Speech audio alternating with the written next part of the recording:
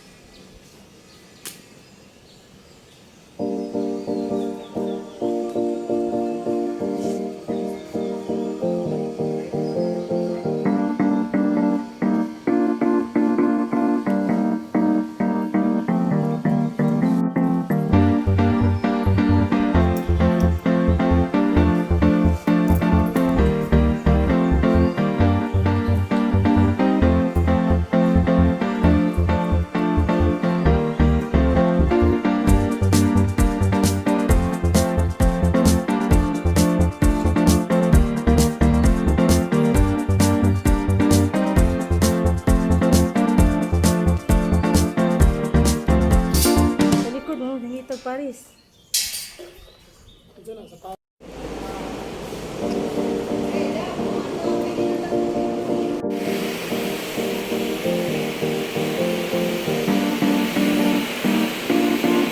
guys, we're going home to Davao. Ayan, na-delayed ang amo flight. Instead of 7:55 p.m.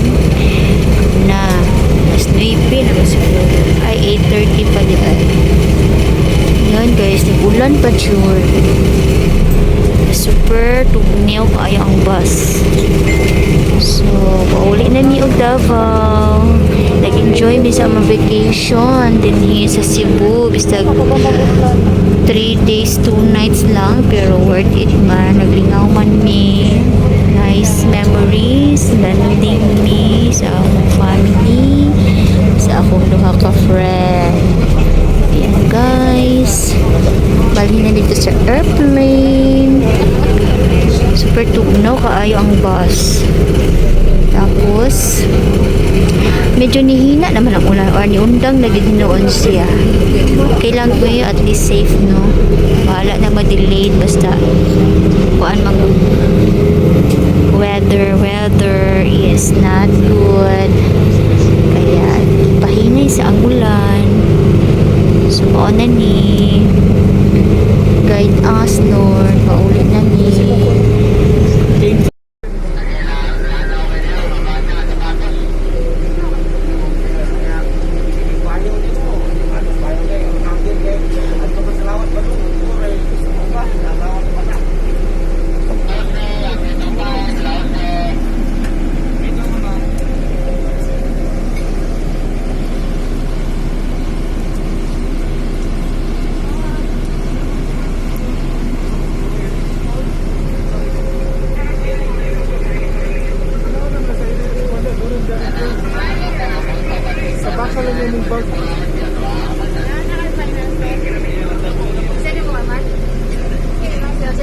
Wala pa, kari pa.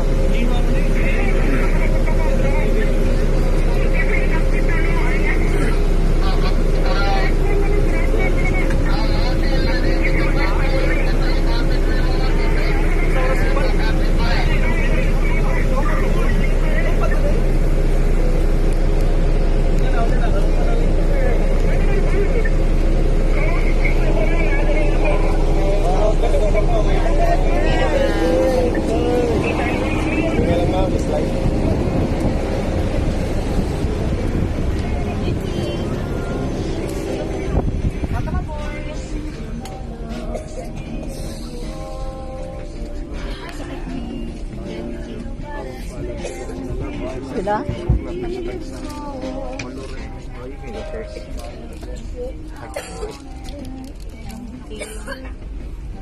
May we request everyone to kindly safeguard all loose items, especially hard objects such as flasks, tumblers, and electronic devices inside your baggage before stowing it in the overhead bin. In line with this, please take caution in securing your carry-on luggage and when opening the bins to prevent items from falling.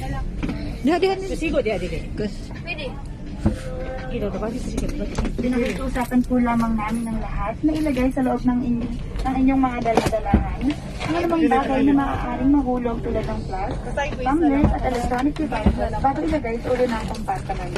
Maraming salamat po. Ang bitana po daw.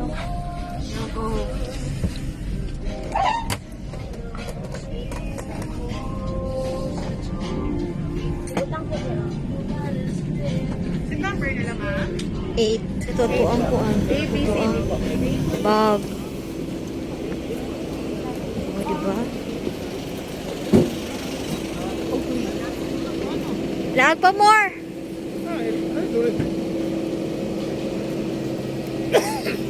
Thank you, Cebu Pacific. Nakulbaan mi, todo-todo. Hey guys, alam mo, nabot kami Davao. The design is very scary. Sakay pa. Walang gengo, nalaag pa more. Itawag na tanan ng mga santos. Mag-grocery na tag. Pero plano ba ko? Hindi nag-grocery ba? Nag-grocery ka ito pag lang. Ako first time na ko nag-grocery. Dili pa mabubuhat. How's the experience? Okay lang. First time yung mga sakay? Laag pa. Pero first time nato anang Kana nga kuan. Kana nga. propeller lang.